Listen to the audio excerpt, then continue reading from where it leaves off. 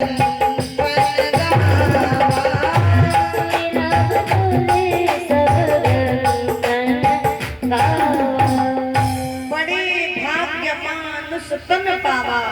सुर दुर्लभ सद ग्रंथन गाया। इसकी महिमा को सबने गाया। बड़े भाग्य से मनुष्य शरीर मिला। अब विचार करिए इससे बड़ी कृपा और क्या करेंगे। ये सबसे बड़ी कृपा है कि नहीं।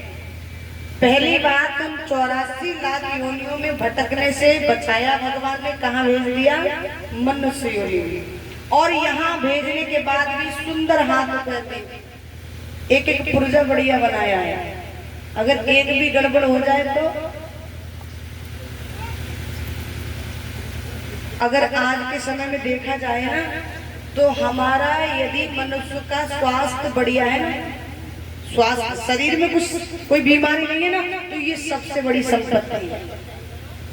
हम रोते ना पैसा नहीं है, खाने के लिए नहीं है, पीने के लिए नहीं है, ये सुविधा नहीं है, वो सुविधा नहीं है। पर यदि देखा जाए तो हमारे पास सबसे बड़ी संपत्ति है कि हमारे पास ये शरीर है, वो भी निरोगी है। ये सबसे बड़ी संपत्ति है। अरे आज के समय में बस ठाकुर से एक ही प्रार्थना करिएगा, प्रभु मुझे तुमने दाता बहुत कुछ दिया है, तेरा शुक्रिया है तेरा। इससे बड़ी और संपत्ति क्या होगी। इतना सुंदर शरीर दिया, उसमें कोई बीमारी नहीं है। अगर किसी शरीर में, इस घर में बीमारी लग जाए ना तो करोड़ों की संपत्ति व्यर्थ है प्यारे।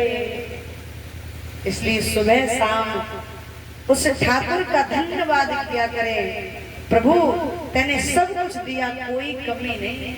भाई शरीर यदि स्वस्थ है तो हम भक्ति भी कर सकते हैं, हम भजन भी कर सकते हैं, हम कमाकर भी खा सकते हैं। और जब शरीर स्वस्थ नहीं है तो करोड़ों की संपत्ति भी व्यर्थ है।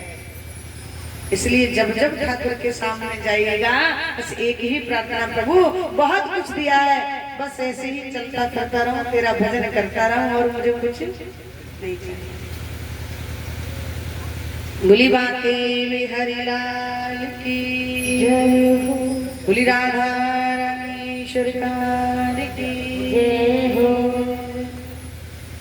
कल हम सब ने द्वितीय दिवस की कथा में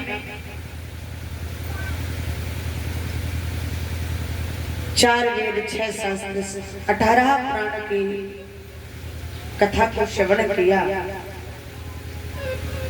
स्वामी सूत जी महाराज शौनकादिक ऋषियों को कथा सुना रहे थे तो प्रश्न किया, प्रभु आपने कहा था कि ये वही स्वामी सुखदेव जी महाराज हैं, महर्षि वेदव्यास जी ने श्रीमद् भागवत का दान किसको दिया?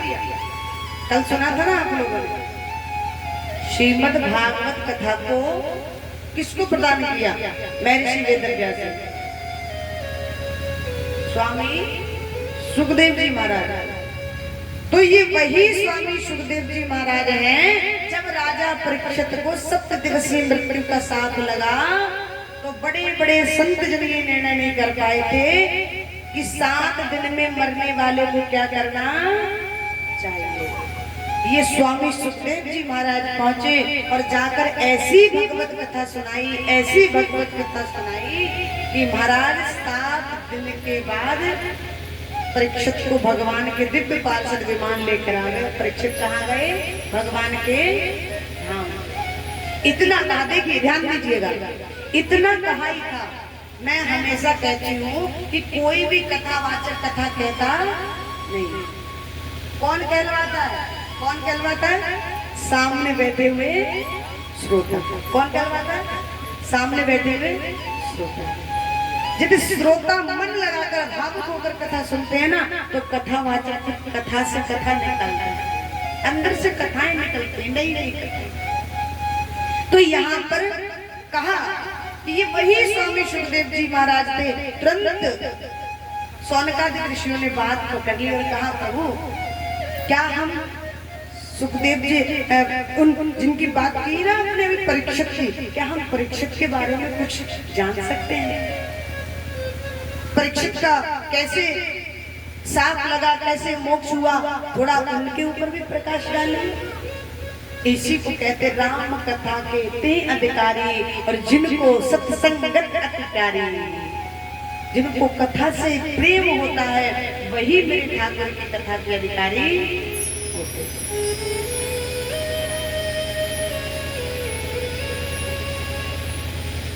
बोली श्री श्यामवर रामचंद्र भगवान की जय हो।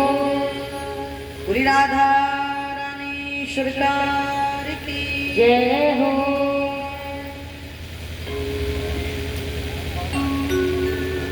तो जिनको सत्संगत अति प्यारी का प्रभु आप मुझे परीक्षित के बारे में भी कह रहे थे ना, मैं चाहता हूं कि थोड़ा विस्तार से प्रकाश डालिए ना। सूत जी महाराज बोले वैसे तो मैं परीक्षित के जन्म की कथा कहना आवश्यक नहीं समझता, लेकिन कहूंगा अवश्य। क्यों?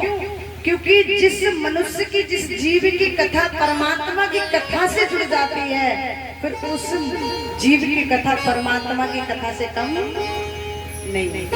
और परीक्षित की जन्म कथा से ही श्री कृष्ण कथा उदित होती है, इसलिए मैं परीक्षित के जन्म की कथा अवश्य कहने लगे कि जब कौरव और पांडवों में युद्ध हुआ तो जितने भी कौरव थे सब मारे गए, केवल एक बचा था जिसका नाम था दुर्योधन।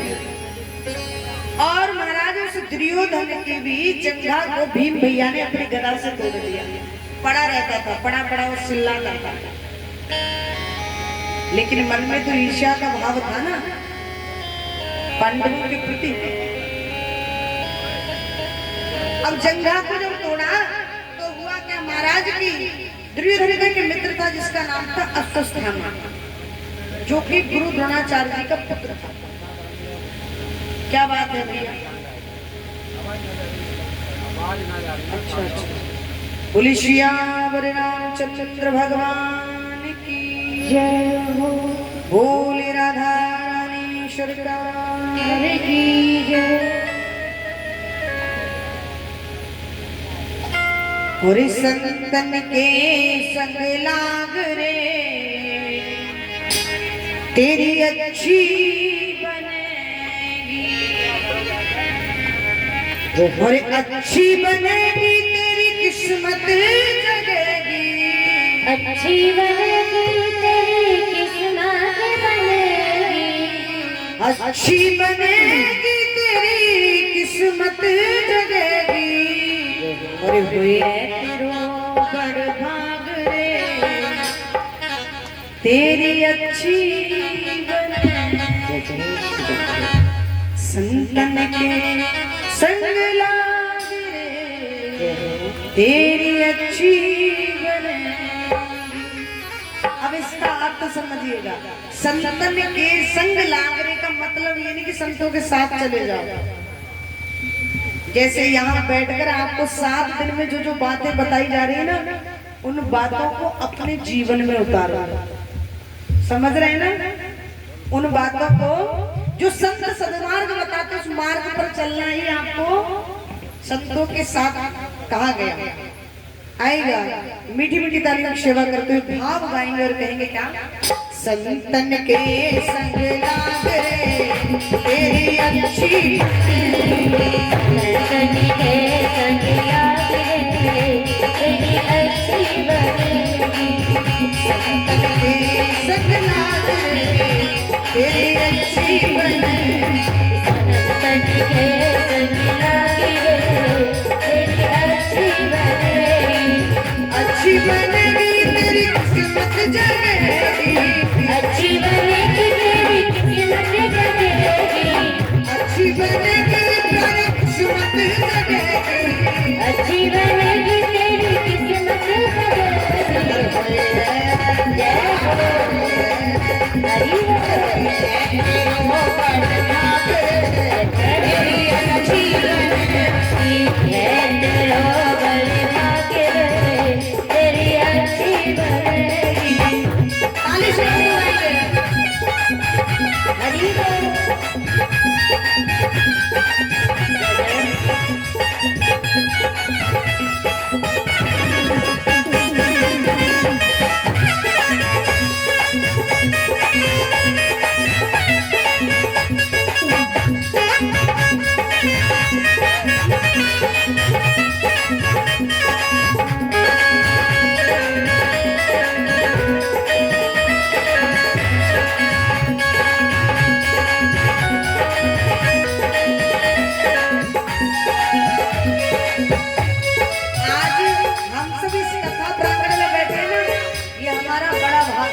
बड़भागी हैं प्यारे, तभी ये हमारा सौभाग्य है, परम सौभाग्य जो यहाँ बैठे। और कहते हैं संतजन, मोह की शाम बहुत दिन सोए, मोह की शाम बहुत दिन सोए, मोह की शाम बहुत दिन सोए, मोह की शाम बहुत दिन सोए। बहुत समय हो गया सोते सोते, अभी समय है प्यारे, जाग जा, वरना फिर समय हो। अब जाग सके तो जागे, तेरी अच्छी बने, जाग सके तो जागे रे, तेरी अच्छी बनेगी। संकट के संग लागे रे, तेरी अच्छी बनेगी। जय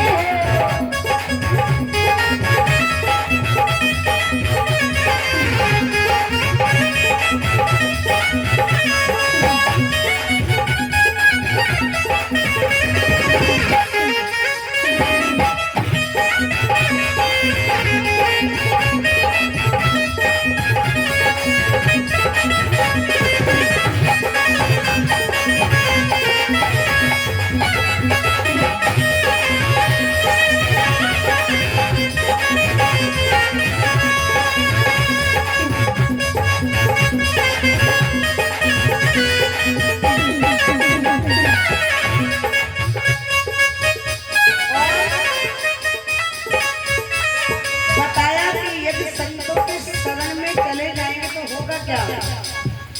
कागा के कोए हंस बनाएंगे, कागा से तोते हंस बनाएंगे, कागा से कोए हंस बनाएंगे, कागा से तोते हंस बनाएंगे। क्योंकि अभी हम हंस नहीं है, अभी तो कौवा की जैसे हैं। लेकिन जब संतों के शरण में पहुंच जाएंगे तो होगा क्या, मिट जाए मिट जाए मिट जाए बोले तेरे, तेरी इस संकट के संग लागे रे, तेरी अच्छी बनेगी। संकट के संग लागे रे, तेरी अच्छी बनेगी। हरि बोल।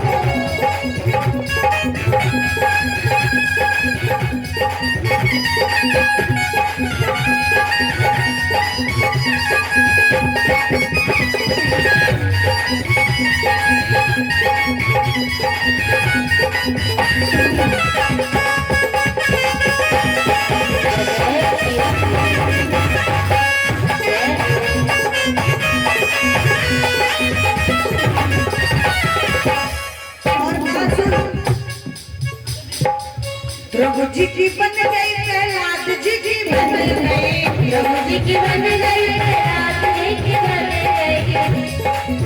विश्वास नहीं है तुझे, पहले ही बनी है ना। प्रभु जी की बन गई प्रहलाद जी की बन गई, प्रभु जी की बन गई, प्रहलाद जी की बन गई। प्रभु जी की बन गई प्रहलाद जी की बन गई, प्रभु जी की बन गई, प्रहलाद जी की बन गई। हरि सुमरन में लागे, हरि सुमरन में लागे, तेरी अच्छी बनेगी। संकट के संग लागे रे, तेरी अच्छी बनेगी। संकट के संग लागे रे, तेरी अच्छी बनेगी। संकट के संग लागे रे, तेरी अच्छी बनेगी। संकट के संग लागे रे, तेरी अच्छी बनेगी। संकट के संग लागे रे,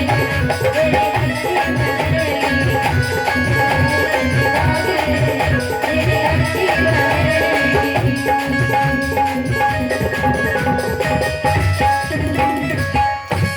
बोली श्यावर रामचंद्र भगवान की जय, बोली राधा रानी सरकार की जय हो। संतन के संग लाग रे, तेरी अच्छी बने।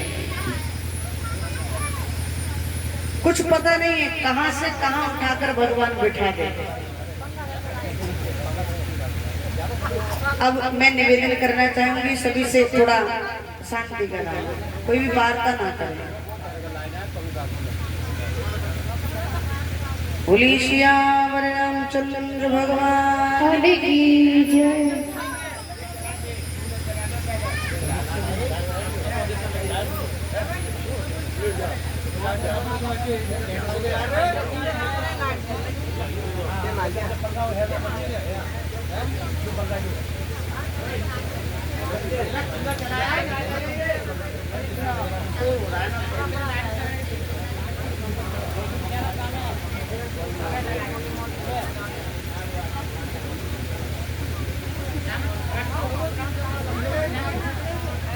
बोलिए सियावर रामचंद्र भगवान की जय हो।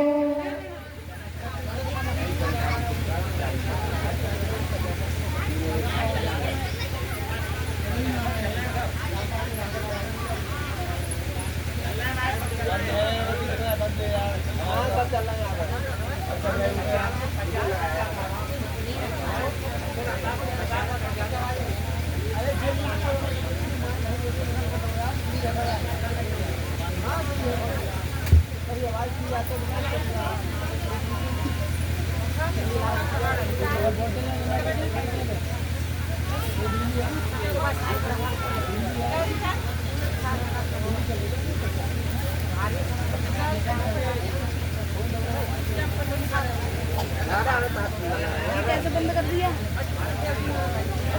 बंद कर दिया।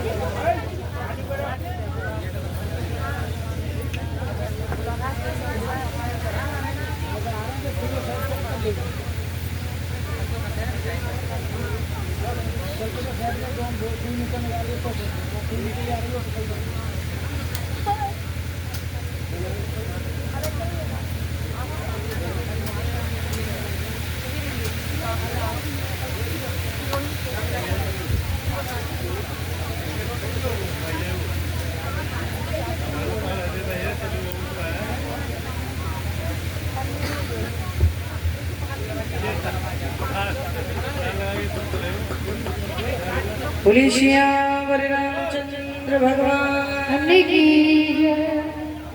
बोली राधा रानी सरकार की जय हो। बोली कृष्ण कन्हैया लाल की जय हो।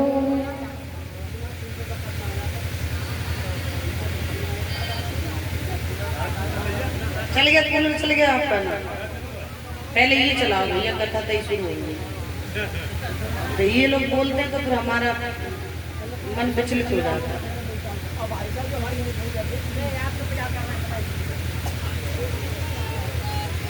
आज तो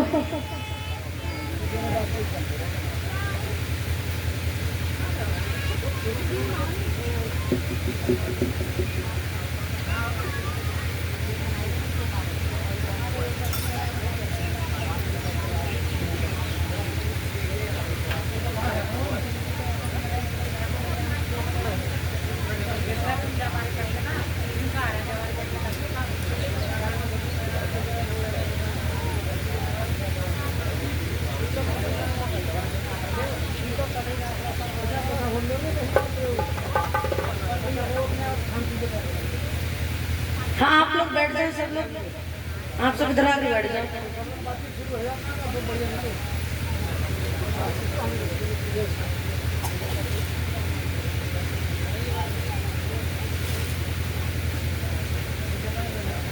बैठ जाओ भैया, आप बैठ जाओ।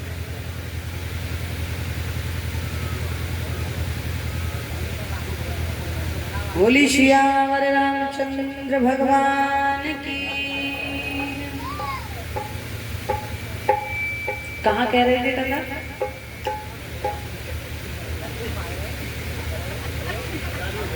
आज तो हम सच्ची में भूल गए। वैसे तो ऐसे ही कहा करते, लेकिन आज तो सच में भूल गए। कहाँ चल रहे थे? जब तक आप लोग नहीं बताएंगे तब तक हम प्रारंभ में नहीं करेंगे। ये था आज तो हम सच में ही भूल गए, बिल्कुल याद ही नहीं हमें। याद के चक्कर में तुम भूल गए। चलो साहब,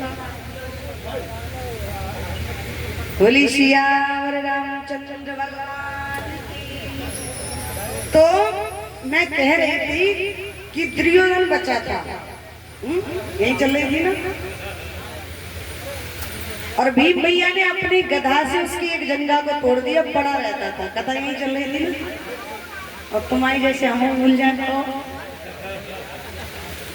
लेकिन नहीं, ये व्यासपीठ है प्यारे, यहाँ पता नहीं कैसे ठाकुर जी की कृपा रहती है। अच्छा सही बताएं तो यहाँ से उतरने के बाद हमको भी पता नहीं रहता कहाँ छोड़ी, लेकिन यहाँ आने के बाद अपने आप ठाकुर जी सब प्रवेश कर देते हैं भेजे।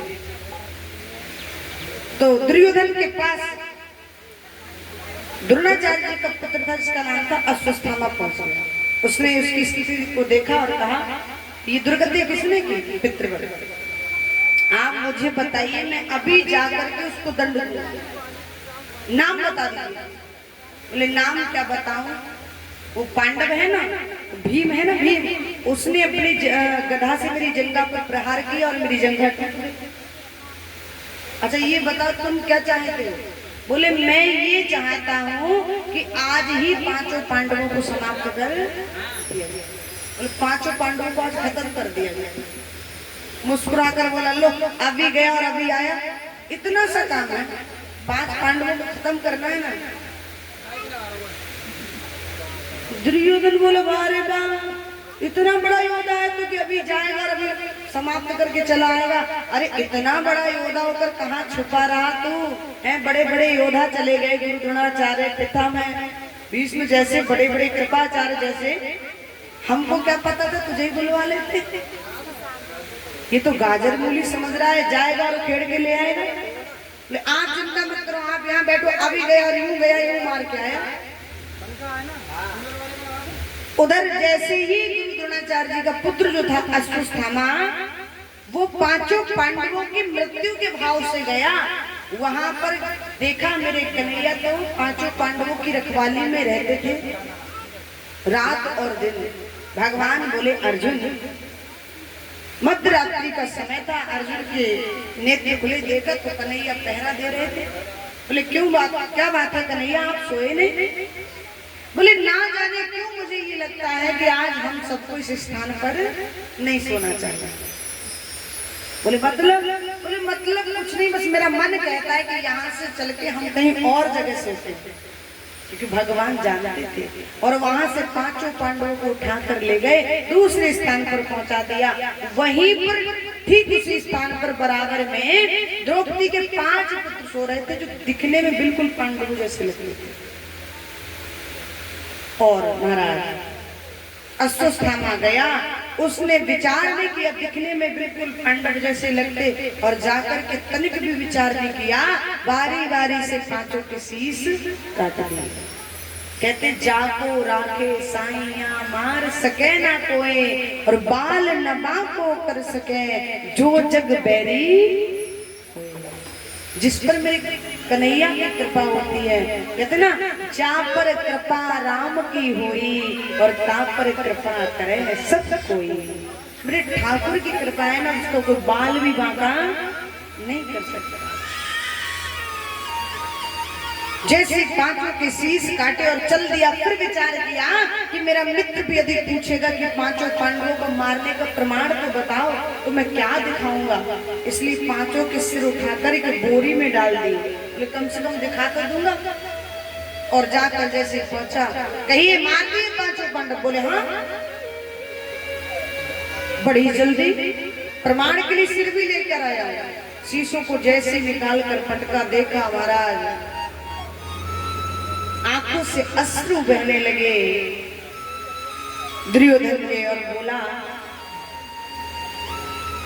अरे अश्वत्थामा, हमारे वंश में ये 5 पुत्र ही तो बचे थे, कम से कम इनको तो तू छोड़ देता, हमारा वंश तो इनके माध्यम से आगे बढ़ता। मैंने इनको मारकर अच्छा नहीं किया, और तुरंत जमीन पर गिरा, प्रणाम तो हो गए, प्राणों को छोड़ दिया। उधर विचार लगाइए, जिस माँ के 5 पुत्र मरे पड़े हो, और इतना ही नहीं, धड़ से सिर अलग हो, क्या स्थिति होगी। मैया द्रौपदी जैसी आई तो देखा धड़ पड़े हैं, सिर है।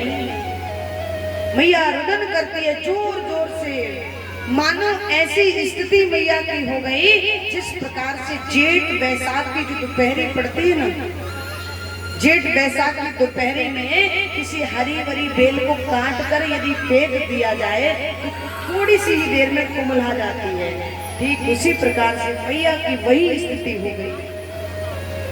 मैया के रुदन को सुनकर सब एकत्रित हो गए। माँ कहती है, अरे अश्वस्थामा, मेरे अबोध बच्चों ने तेरा क्या बिगाड़ा था? तेने मेरे 5 बच्चों का वध कर दिया। 5 पांडव इकट्ठे हो गए। द्रौपदी की इस रुदन को देख करके अर्जुन से रहा नहीं गया और अर्जुन बोले, हे द्रौपदी, आप रो मत, मैं आपको वचन देता हूँ कि आपके बाल पुत्रों के हत्यारे को आकाश पाताल जहाँ कहीं भी होगा मैं उसे जिंदा नहीं छोड़ूंगा। और तुरंत रथ उठाया, रथ पर बैठ करके अश्वस्थामा दौड़ रहा था। आगे आगे अश्वस्थामा भाग रहा था, पीछे से अर्जुन जा रहे थे। अर्जुन आवाज लगाते हैं, अश्वस्थामा रुक जा वरना मैं बाण चला दूंगा, मार दूंगा तुझे। अश्वस्थामा ने देखा यदि मैंने कुछ नहीं किया तो आज अर्जुन मुझे मार देगा। तो ये अश्वस्थामा जो था ना, इसको गुरु द्रोणाचार्य जी ने कोई भी विद्या दी नहीं थी, क्योंकि ये उद्दंडी था, उत्पाती होता ना। कुछ बालक कहते बच्चे के पैर पालने में ही मालूम पड़ जाते हैं, लेकिन चालाक भी इतना था कि देख कर सीख गया।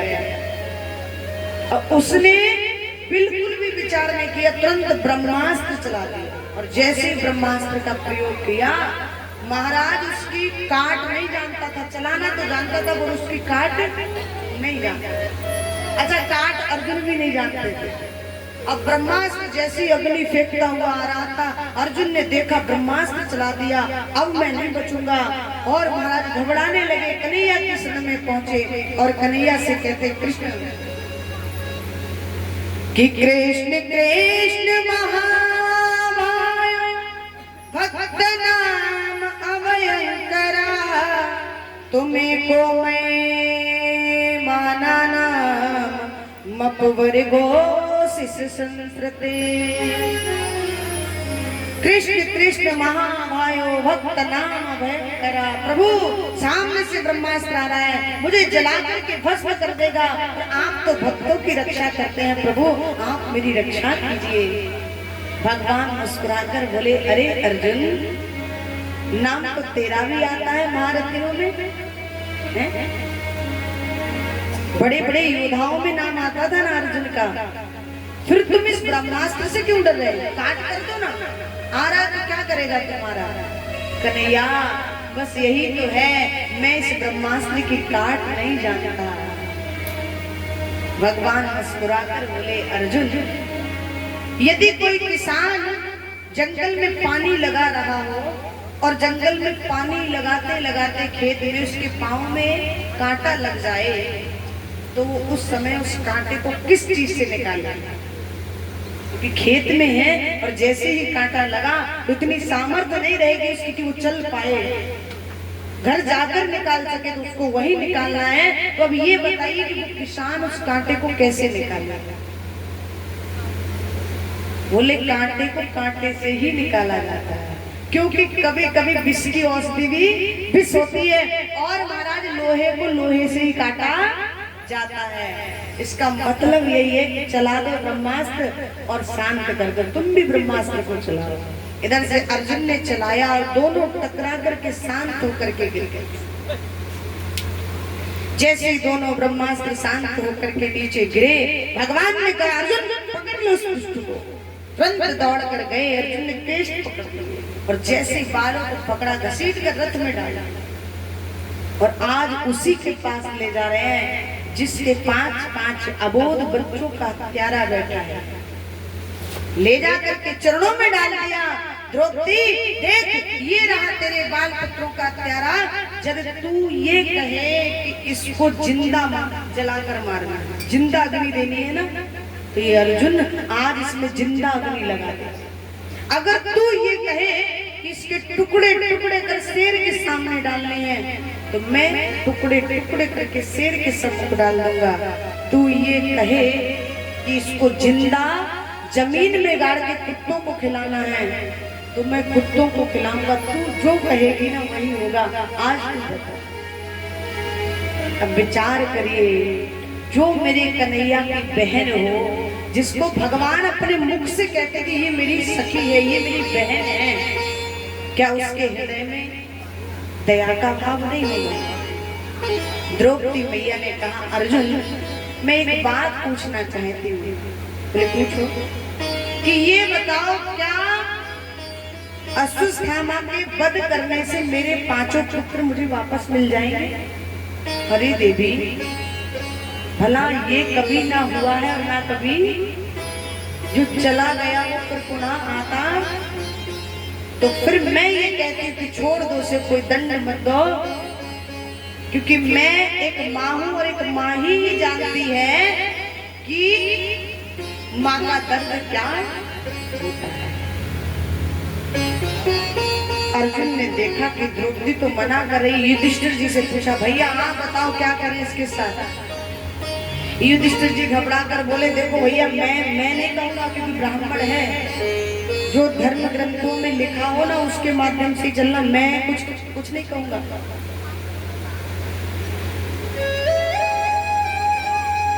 बोली सियावर रामचंद्र भगवान की जय। बोली राधे रानी सरकार की। तो ये भी हमारे इंस्ट्रूमेंट में कलाकार है।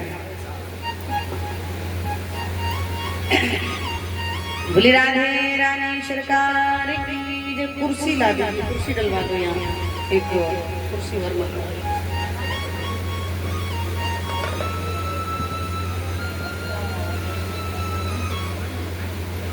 भीम भैया से पूछा, तुम बताओ क्या करें? भीम भैया बोले कि यदि आप छोड़ दोगे तो मैं मार दूंगा। नकुल सहदेव से पूछा, बोले भीम भैया बिल्कुल ठीक कह रहे हैं, जो वो कह रहे हैं ना वही किया जाए।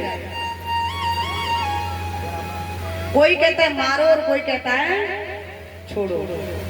अंत में भगवान कन्हैया के पास अर्जुन पहुंचे और बोले, प्रभु आपने मुझे कैसे धर्म संकट में डाल दिया? कोई तो कहता है मार दो और कोई कहता है, भाई हमारे सामने यदि ऐसी स्थिति आ जाए तो बताइए हम क्या करेंगे?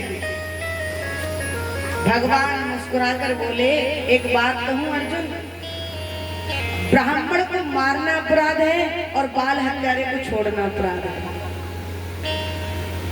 ब्राह्मण को मारोगे तो पाप लगेगा और बाल हत्यारे को छोड़ोगे तो पाप लगेगा। इतना कहा तो भीम भैया जोर से ताली लगाकर हंस गए। जैसे हंसे तो भगवान को क्रोध आया। भगवान ने कहा, ए भीम भैया, जहाँ बड़े बड़े लोगों की बात चलती हो ना और छोटों को बोलना नहीं आता हो, समझ में ना आवे, तो वहां चुप रहना ही उचित रहता है। अब विचार करो कि बाल हत्यारे को छोड़ना पाप लगेगा और मारेंगे ब्राह्मण को तो पाप लगेगा, तो किया क्या जाए? पाप तो दोनों तरफ से लग रहा है। भगवान बोले, अर्जुन एक काम कीजिएगा, देखिए किसी सम्मानित व्यक्ति को, जो सम्माननीय है, मैं जहां चला जाता है जय जयकार होती है उसकी, यदि ऐसे व्यक्ति को भरी सभा में बुला करके धक्के देकर अपमानित करके निकाल दिया जाए तो उसका वही अपमान मृत्यु दंड के बराबर होता है।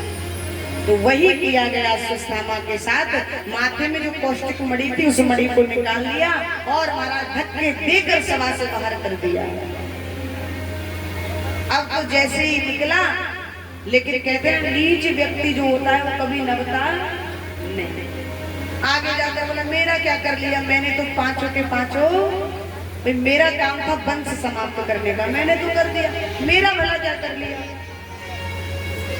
लेकिन धीरे धीरे जैसे आगे बड़ा मन में विचार आया कि अभी एक और बचा है। क्यों?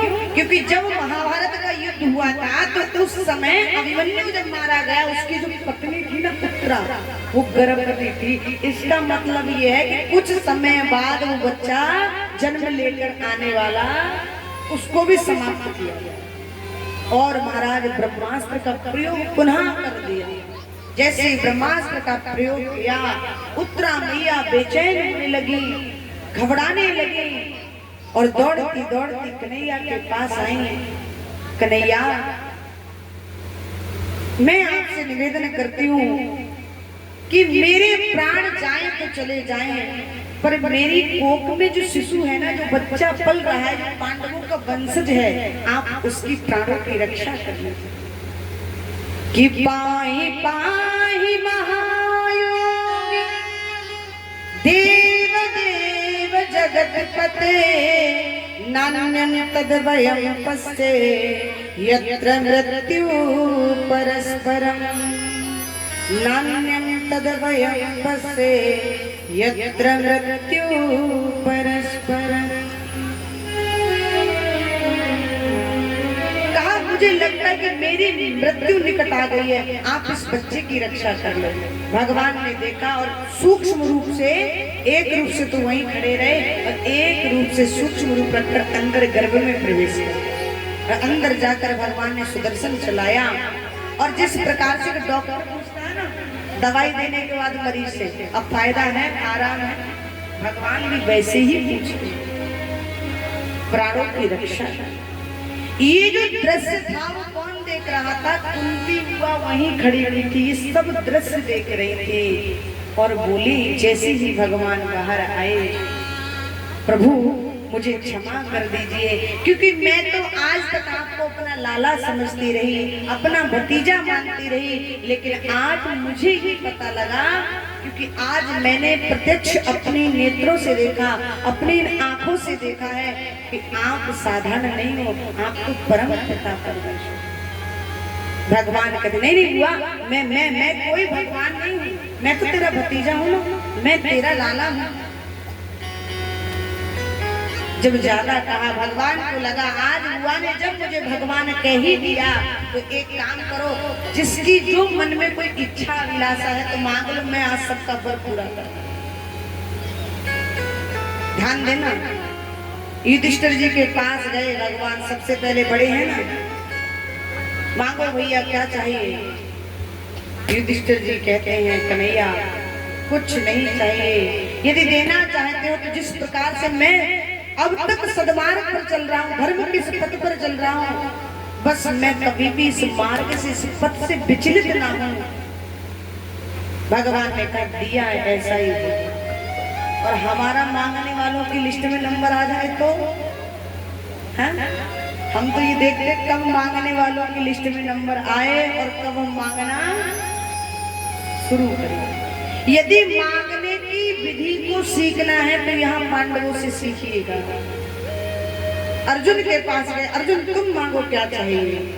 अर्जुन ने कहा कन्हैया वैसे तो मेरे और आपके कई रिश्ते हैं, लेकिन एक रिश्ता बड़ा प्यारा है, गुरु और शिष्य का। ये भाव कभी भी कम ना हो, उस भाव में कभी कमी ना आए, बस यही चाहिए। भगवान ने कहा दिया। भीम भैया के पास गए, आप बताइए क्या चाहिए। भीम भैया बोले मुझे तो वैसे भी लोग भोजन भट्ट कहते हैं, क्योंकि बहुत खाते थे और ज्यादा खाना भी पाप है। आगे कथा है कि ज्यादा खाना भी पाप है। खाते पीते उठते बैठते आपका नाम लेता रहो, कुछ नहीं चाहिए। भगवान ने कर दिया ऐसा ही है। नकुल सहदेव से पूछा, तीनों भैयाओं का सानिध्य मिले प्रभु, आपके चरणों की सेवा, और कुछ नहीं चाहिए। भगवान ने कर दिया ऐसा ही होगा। द्रौपदी मैया के पास गए, मैया ने कहा मेरा और आपका जो बहन भाई का रिश्ता है ना, वो हमेशा ऐसे ही बना रहे। भगवान ने कहा दिया ऐसा ही होगा। अब भगवान कहाँ पहुंचे? जो भगवान के बिल्कुल खासम खास बहन थी। क्या नाम था उनका? क्या नाम था? सुभद्रा मैया। जैसे सुभद्रा के पास पहुंचे तो कुंती हुआ डरने लगी, क्योंकि खासम खास मामला है ना। खासम खास जहाँ जाता है वहाँ प्रसाद भी एक मुट्ठी ज्यादा दिया जाता है, ऐसा कहते लो ले जाइएगा, है ना, दिया जाता है ना। तो यहाँ तो बिल्कुल सही बात है। कुंती बुआ डरने लगी, कहीं सांसारिक कोई वस्तु ना मांग बैठे। लेकिन जैसे ही सुभद्रा के पास गए, बोली प्रभु यदि देना है तो एक ही चीज दे दीजिए। मेरा मन है वो एक राजहंस रूपी है। एक राजहंस रूपी पक्षी है और आपके चरण जो है वो एक पिंजड़ा है। मेरा मन रूपी राजहंस इधर उधर भटकता है ना, तो आज ही जाके आपके क्षण रूपी पिंजड़े में फंस जाए और मुझे कुछ नहीं चाहिए। भगवान ने कह दिया। अंत में भगवान कुंती मैया के पास पहुंचे और कहा, बुआ आज बरसों बाद मांगने का नंबर आया है, मांग ले, तू जो मांगेगी वो मैं दूंगा।